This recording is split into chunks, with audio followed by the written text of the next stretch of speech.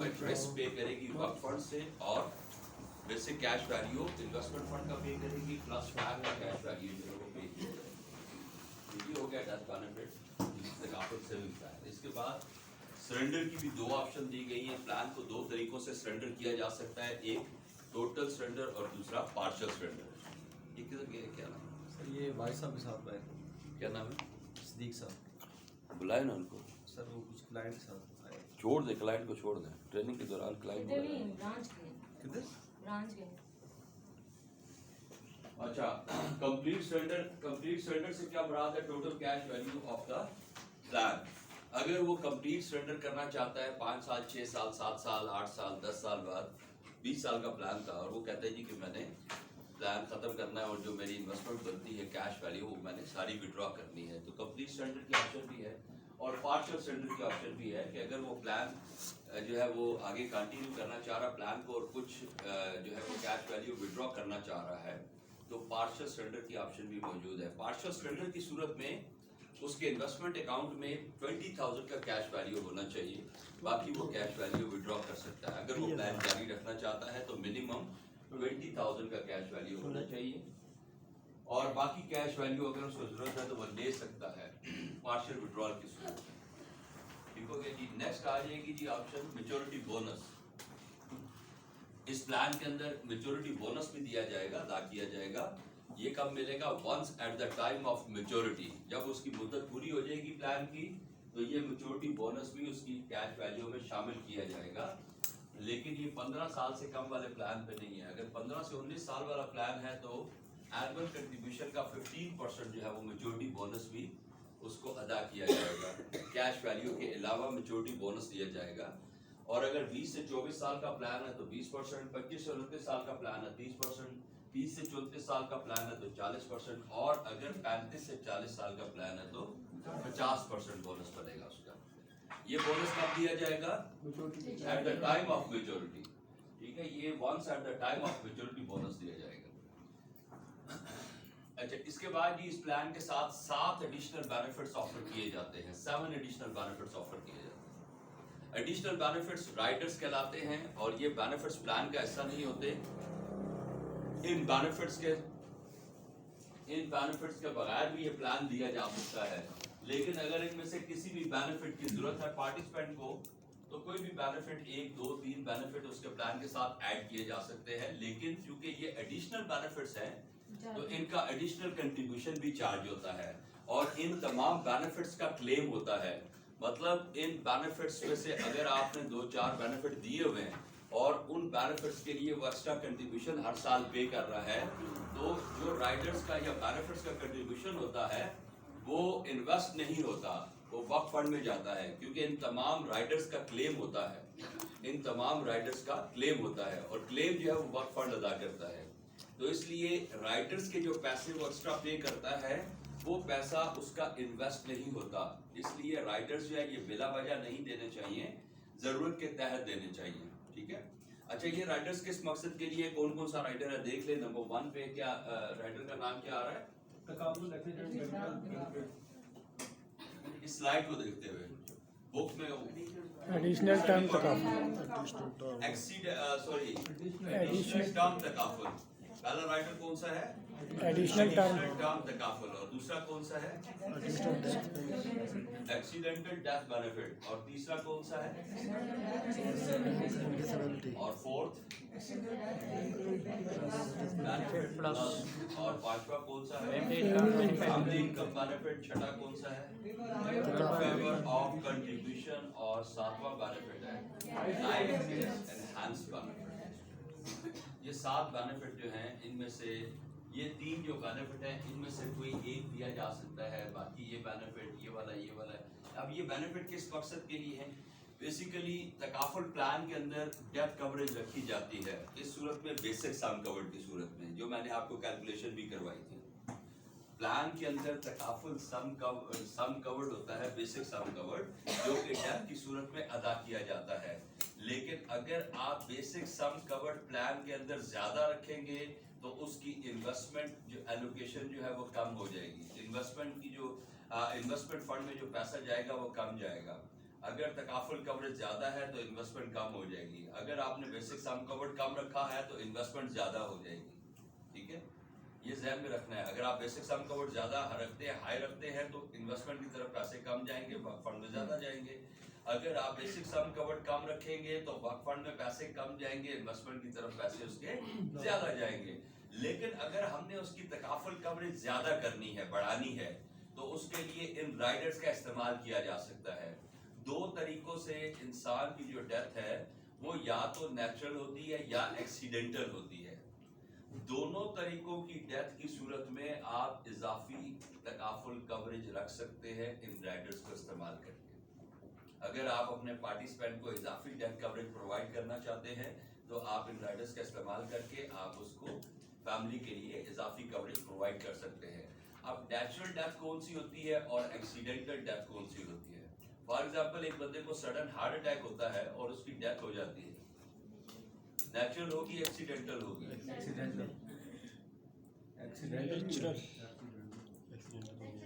اچھا, ایک بندے کو سڈن برین ہیمریج ہوا اور اس کی ڈیتھ ہو جاتی ہے, نیچرل ہوگی ایکسیڈنٹل ہوگی؟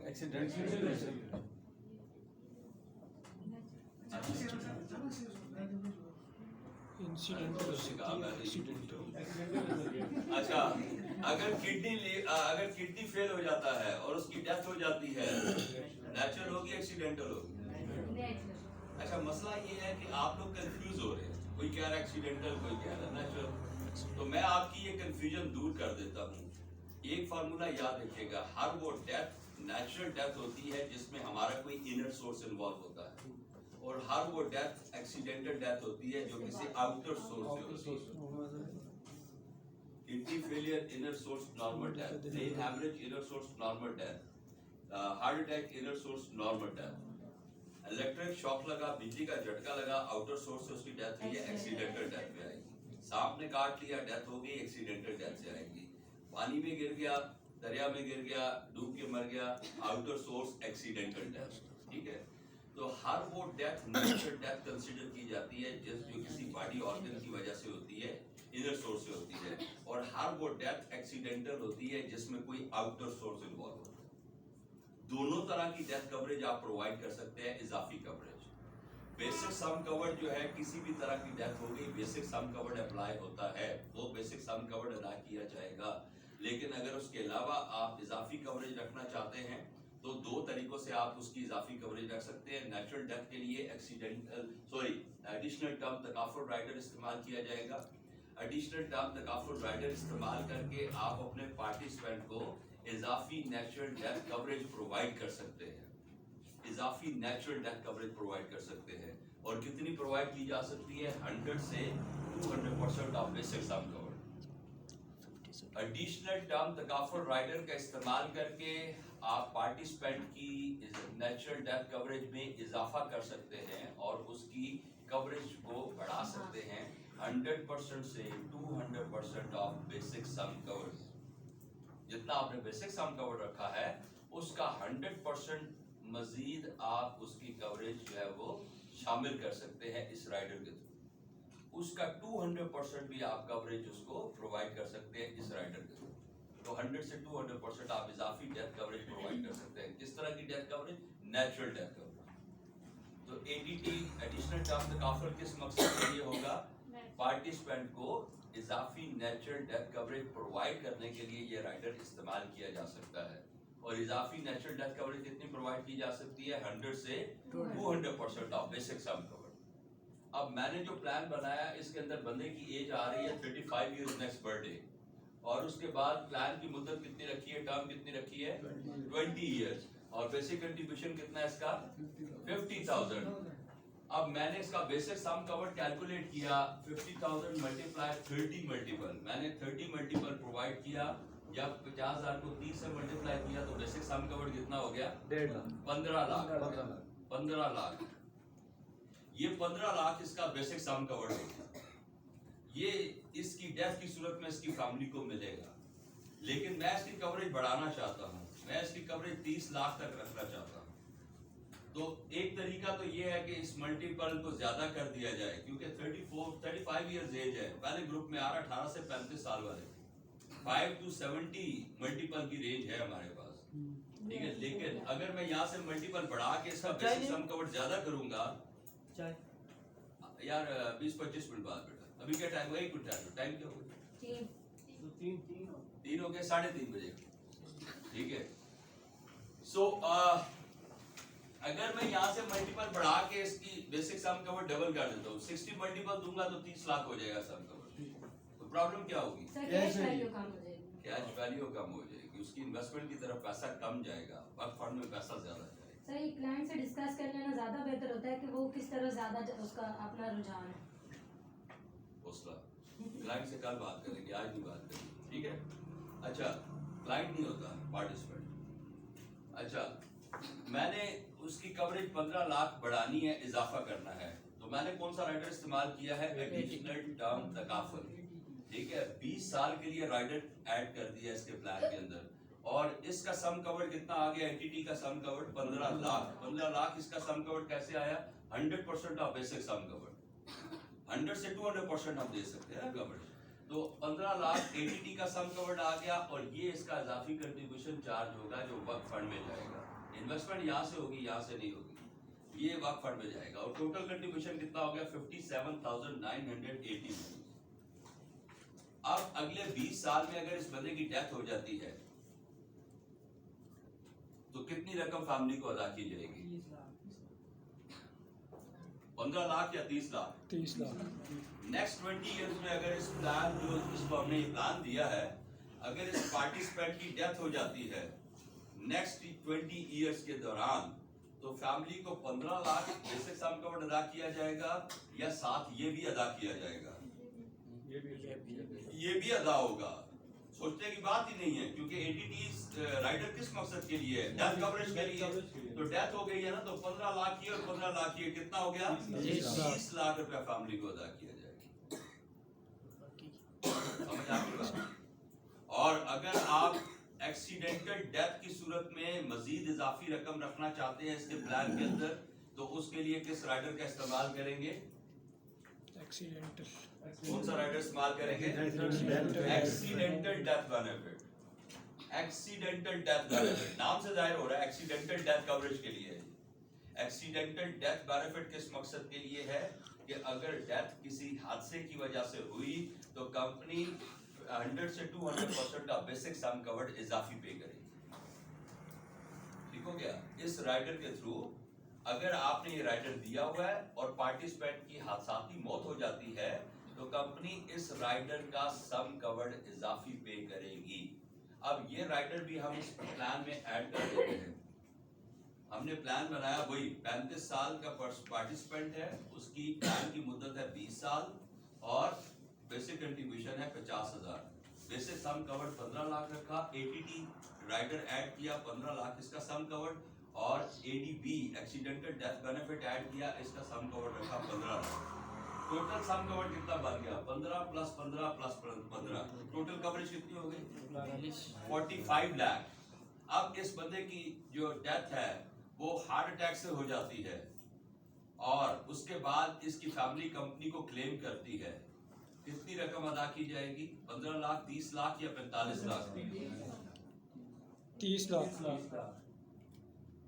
30 लाख, 45 लाख की। अच्छा, डेथ कौन सी हुई है, हार्ट अटैक वाली डेथ कौन सी होगी, नेचुरल। 15 लाख ये और 15 लाख ये, कितना हो गया, 30 लाख ही अदा किया जाएगा। ये 15 लाख अदा नहीं होगा, क्यों नहीं होगा, क्योंकि डेथ नेचुरल हुई है, एक्सीडेंटल नहीं हुई। आप सिचुएशन चेंज करते हैं, ठीक है, खुदा ना खास्ता, जैसे आपके रीजन में आपने देखा होगा अक्सर जो है वो लोग ट्रैवल कर रहे होते हैं, गाड़ी गिर जाती है। अभी ये मैं लास्ट टाइम आया था, जब कहाँ गया था पता नहीं, बाहर गया था शायद, हाँ वो कोई एमपीए थे आपके, जिसकी गाड़ी गिर गई थी, ठीक है। तो मकसद ये है कि अगर एक्सीडेंटल डेथ हो जाती है इस पर्सन की, तो 30 लाख तो ये तो एप्लीकेबल है, साथ एक्सीडेंटल डेथ कवरेज भी ऐड हो जाएगी 15 लाख की। टोटल कितनी अदायगी की जाएगी, 45 लाख की अदायगी की जाएगी। सर ये इंश्योरेंस की तरह नहीं हो जाएगा फिर? नहीं इंश्योरेंस की तरह देखते हैं कि इसमें ये जो इजाफी रकम है ना, तो अगर ये सरवाइव कर गया तो वो जो उसकी रकम है ना, तो वो इन्वेस्टमेंट फंड में जा रही है कि वहाँ से उसको फायदा मिलेगा, तो वो तो उसकी फायदा दे रहे हैं ना, सरप्लस नहीं मिल रहा, वापस नहीं मिल रहा, वो पैसे सरप्लस की सूरत में वापस मिल रहे हैं ना उसको तकाफुल, इंश्योरेंस में नहीं मिलते, यही तो फर्क बताया। इंश्योरेंस को इसलिए तरीक़ेकार को गैर शरीक दिया गया है कि अगर उसका क्लेम नहीं होता तो वो पैसा कंपनी वापस नहीं कर रही ना, वो कंपनी अपने पास रख लेती है ना, तो वो किमार वाला हिसाब हो गया ना। यहाँ पे जो पैसे उसके वक्फ फंड में जा रहे हैं, हर साल मुकम्मल होने के बाद हम सरप्लस पे कर रहे हैं ना पार्टिसिपेंट को, जो पैसा बच गया वो किन का है, वो उन्हीं का तो है जिनका क्लेम नहीं हुआ, तो वो उनको वापस किया जा रहा है ना तकाफुल में, ठीक है, तो वो वापस हो रहा है। अच्छा, अब ये 45 लाख इसकी कवरेज बनती है एक्सीडेंटल डेथ की सूरत में, नेचुरल डेथ कवरेज 30 लाख और एक्सीडेंटल डेथ कवरेज 45 लाख होगी।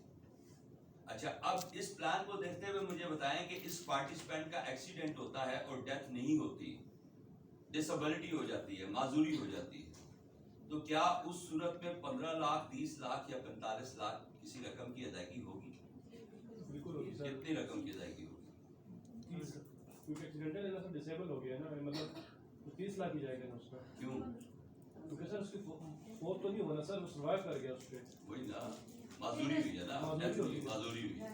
क्या आपने माजूरी की कवरेज दी हुई है इसके अंदर? इसमें है ही नहीं है सर, उसमें नहीं है। डिसेबिलिटी कवरेज तो है ही नहीं। राइडर ही दूसरा चेंज करना है सर। ये राइडर डेथ की सूरत में दिए जाएंगे ना, इसका जो सम कवर्ड है वो डेथ की सूरत में दिया जाएगा। मैं कह रहा हूँ डेथ नहीं हुई, एक्सीडेंट हुआ, डेथ नहीं हुई, माजूरी हो गई है, तो माजूरी की कवरेज आपने इस प्लान के अंदर नहीं दी हुई, माजूरी की कोई कवरेज पे नहीं की जाएगी, इसलिए कि इस प्लान के अंदर डिसेबिलिटी कवरेज नहीं है।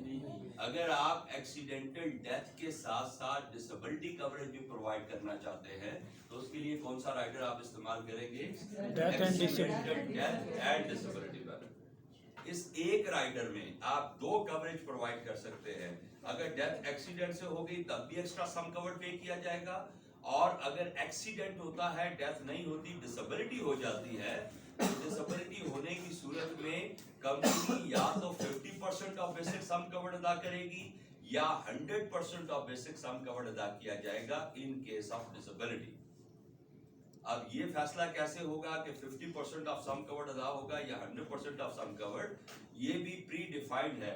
कंपनी कहती है कि अगर हादसे की सूरत में एक लिम्ब लॉस हो गया है, माजूरी हो गई है, एक limb, loss of 1 limb. Limbs क्या होते हैं? दिस इज 1 लिम्ब, ये हमारा यहाँ से ये जो पूरा हाथ है, ये इसको लिम्ब कंसीडर किया जाता है। दिस इज 1 लिम्ब, ठीक है, दिस इज 1 लिम्ब। यहाँ से जॉइंट से, मतलब जॉइंट से आगे जो हमारा बॉडी पार्ट होता है, दैट इज कॉल्ड लिम्ब्स, ठीक है। अब ये भी लिम्ब्स है, ये पूरा बाजू भी लिम्ब्स है, पाँव भी लिम्ब्स है, टांगे भी लिम्ब्स है। अगर एक लिम्ब जाया हो गया है, एक बॉडी पार्ट जाया हो गया है, तो कितने परसेंट अदायगी की जाएगी? 50% ऑफ बेसिक सम कवर।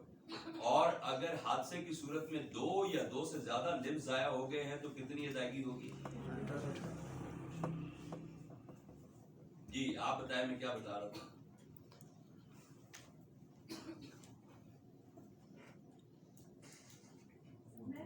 जी आप भी पूछ रहा हूँ, क्या बता रहा था?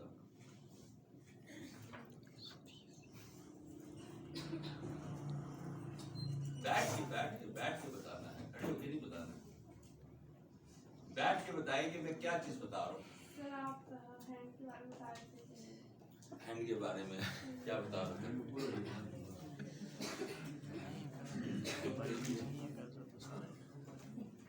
अच्छा जी, मैं बता रहा था कि अगर एक हैंड ही था ना, अगर एक हैंड जाया हो जाता है तो 50% ऑफ बेसिक सम कवर्ड अदा किया जाता है, और अगर 2 या 2 से ज्यादा हैंड्स जाया हो जाते हैं तो फिर कितना दिया जाएगा? 100% of basic sum covered. Sir 2 हाथ है ना, आप सब 2 हाथ अगर जाया हो गए तो फिर 2 हाथ, 2 या 2 से ज्यादा तो हाथ होगी। अच्छा हाँ, मतलब 2 हाथ और टांगे भी हो सकते हैं, हाथ भी हो सकते हैं, टांगे भी हो सकते हैं, अल्लाह माफ करे, मतलब कोई ऐसा हादसा हो गया कि जिसमें, लेकिन बात यह है कि ये जो डिसेबिलिटी टाइप्स है वो भी प्री डिफाइंड है। Loss of 1 limb 50% of basic sum covered अदा किया जाएगा, लॉस ऑफ 2 और more limbs 100% of basic sum covered अदा किया जाएगा। Even loss of thumb and index finger of either hand, दोनों हाथों में से किसी एक हाथ का थंब और इंडेक्स फिंगर जाया हो जाता है तो उस सूरत में भी 50% ऑफ बेसिक सम कवर्ड अदा किया जाएगा। ठीक हो गया जी? कटना ही है सर, फ्रैक्चर से नहीं हो सकता? हाँ नहीं, कटना लॉस ऑफ लिम्स। गायब हो जाए। नहीं अच्छा सवाल है, लॉस ऑफ लिम्स कंसीडर किया जाता है। फ्रैक्चर वगैरह डिसेबिलिटी में नहीं आता, इंश्योरेंस कैटेगरी में या तकाफुल की कैटेगरी में जो लॉस ऑफ लिम्स है उसका मतलब होता है बॉडी पार्ट अलग हो गया, जाया हो गया, ठीक है जी। This is called loss of limbs. तो डिसेबिलिटी क्या कंसीडर की जाएगी? Loss of limbs. एक लिम्स जाया होने की सूरत में कितने परसेंट होगा? 50%। और दो या दो से ज्यादा लिम्स जाया होने की सूरत में कितने percent? 100% of basic some cover, ठीक है जी। अगर फर्ज करें आपने बेसिक सम कवर रखा हुआ है 15 लाख, तो उसका 50% कितना हो गया? 7.5 लाख। अच्छा, बंदे का हाथ जाया हो गया है या बाल जाया हो गया है, लॉस ऑफ वन हैंड, तो 15 लाख सम कवर था, तो डिसेबिलिटी की कवरेज कितनी बनती है? 7.5 लाख। और अगर उसके दोनों हाथ जाया हो गए हैं तो फिर कितना बच जाएगा? 15 लाख हो जाएगा, मतलब 100% हो जाएगा, ठीक है। ये बात समझ आ गई? आगे हाथ जो है उसमें इन फिंगर्स को कंसीडर नहीं किया गया, पूरा हाथ कंसीडर किया गया। हाँ, थंब और इंडेक्स फिंगर को कंसीडर किया। क्यों? Exactly. जैसे हम कोई भी चीज होल्ड करते हैं, हो सकता है उसका लिखने का काम हो या कोई ऐसा काम हो जिसमें इसका इस्तेमाल होता था, ठीक है। अब ये बताए इस राइडर को देखते हुए कि अगर एक बंदे का हादसा होता है और फिजिकली कोई लिम्ब लॉस नहीं हुआ, बैक बोन में प्रॉब्लम हुई है, पैरालाइज हो गया, बेड पे चला गया, चल फिर नहीं सकता, काम नहीं कर सकता, तो इस सूरत में 50% ऑफ बेसिक सम कवर्ड अदा होगा इस राइडर से या 100% ऑफ बेसिक?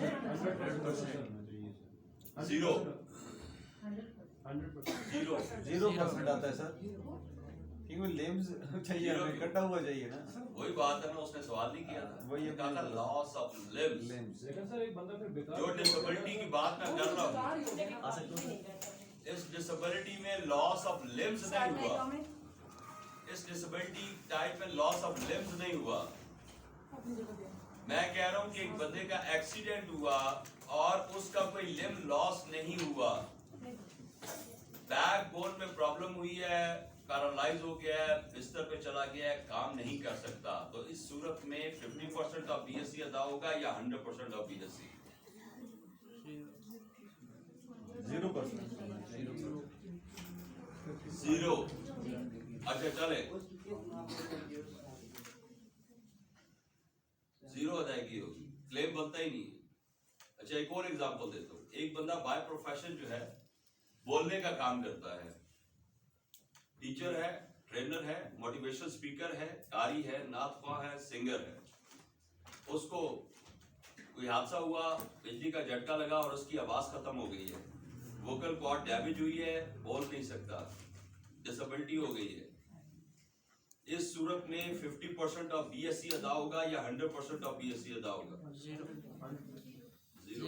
0 होगा। फिर वही बात, सर लाइट ये तो आउट जो- ऑफ सोर्स होगी ना? नहीं लाइट से उसको डिसेबिलिटी तो हुई है ना, लिम्ब कोई लॉस हुआ लॉस नहीं हुआ। नहीं हुआ, तो फिर इस राइडर से अदायगी कैसे बनती है? मैं कह रहा हूँ इस राइडर में लॉस ऑफ लिम्स कंसिडर किया गया है। सही सर, मैंने जो दोनों एग्जांपल दिए हैं उसमें तो उसका कोई बॉडी पार्ट जाया नहीं हुआ ना। सही। हाँ डिसेबिलिटी जरूर हुई है, लेकिन कौन सी डिसेबिलिटी हुई है? Professional disability. एक ऐसी डिसेबिलिटी हुई है जिसकी वजह से अब वो अपने प्रोफेशन को जारी नहीं रख पाएगा। तो प्रोफेशनल डिसेबिलिटी नेक्स्ट जो राइडर आपका आ रहा है ADDB प्लस, उसमें कंसीडर की गई है। प्लस का मतलब ही यही है कि ADDB plus covers permanent and total disability. ADDB plus जो है ये PTD को भी कंसीडर करता है। PTD permanent and total disability कहा जाता है प्रोफेशनल डिसेबिलिटी। प्रोफेशनल डिसेबिलिटी को क्या कहते हैं? PTD permanent and total disability कहा जाता है, ठीक है। अब जो ADDB प्लस है उसमें लॉस ऑफ वन लिम्ब भी कवर्ड है, लॉस ऑफ 2 और मोर लिम्ब्स भी कवर्ड है, plus it covers permanent and total disability. Professional disability को भी कवर्ड करता है। अब जैसे मैंने आपको एग्जांपल दी, एक बंदा बाय प्रोफेशन बोलने का काम करता था, 10, 12, 15 साल से वो टीचर है, ट्रेनर है, लेक्चरर है, प्रोफेसर है, कारी है, नाथख्वाह है। अब ये तो बोलने का काम हो गया ना, उसको कोई हादसा हुआ जिसमें उसकी आवाज खत्म हो गई है, बोल नहीं सकता, सारी जिंदगी के लिए वो स्पीचलेस हो गया। तो ये कौन सी डिसेबिलिटी हो गई है? Professional disability. एक ऐसी डिसेबिलिटी है जिसकी वजह से अब वो आगे काम नहीं कर पाएगा जो कर रहा था वो। तो इस सिचुएशन में 100% of basic sum covered ADDB plus से अदा किया जाएगा। तो दोनों का यही फर्क है। सिंपल ADDB में लॉस ऑफ लिम्स कवर्ड है, प्रोफेशनल डिसेबिलिटी कवर्ड नहीं है। ADDB प्लस जो है उसमें plus it covers permanent and total disability, professional disability को भी वो कवर करता है। अब आपके लिए ये फैसला आसान हो जाएगा कि किसको सिंपल ADDB देना है और किसको ADDB प्लस देना है। सिंपल ADDB जो है accidental death and disability benefit, वो नॉन प्रोफेशनल लोगों के लिए है। ADDB प्लस जो है वो सिर्फ और सिर्फ प्रोफेशनल लोगों के लिए है। ठीक हो गया जी? अच्छा, इसके बाद कौन सा राइडर आ रहा है? FIB, family income benefit. किसकी फैमिली की इनकम की बात कर रहे हैं? पार्टिसिपेंट की फैमिली की इनकम की। और पार्टिसिपेंट की फैमिली की इनकम का प्रॉब्लम कब आएगा? जब उसकी डेथ हो जाती है। इमोशनल लॉस भी हो गया और फाइनेंशियल लॉस भी हो गया। तो हम पार्टिसिपेंट की फैमिली की इनकम को दो तरीकों से जमानत कर सकते हैं। एक तरीका तो ये है कि हमने उसका बेसिक सम कवर्ड और तकाफुल कवरेज इतनी हैंडसम अमाउंट रखी है जिससे उसकी फैमिली उसकी डेथ की सूरत में 10, 12, 15 साल अपना फाइनेंशियल सर्वाइवल कर सकती है। उसके अलावा फैमिली इनकम बेनिफिट राइडर दे के हम उसकी फैमिली की माहाना आमदन भी जमानत कर सकते हैं। FIB से क्या होगा? After the death of participant, apart from the lump sum payment, 1% or 2% of basic sum covered will also be paid per month till the remaining term of the benefit. FIB से महाना आमदन प्रोवाइड की जाएगी, family monthly income provide की जाएगी family के लिए। किस सूरत में प्रोवाइड की जाएगी? In case of death of participant. कितनी प्रोवाइड की जाएगी? 1% या 2% ऑफ बेसिक सम कवर्ड। कब तक अदा की जाएगी? Till the remaining term of the benefit. This is FIB, family income benefit. इस राइडर में फैमिली के लिए महाना आमदन प्रोवाइड की जाती है 1% या 2% of basic sum covered in case of death of participant till the remaining term of the benefit.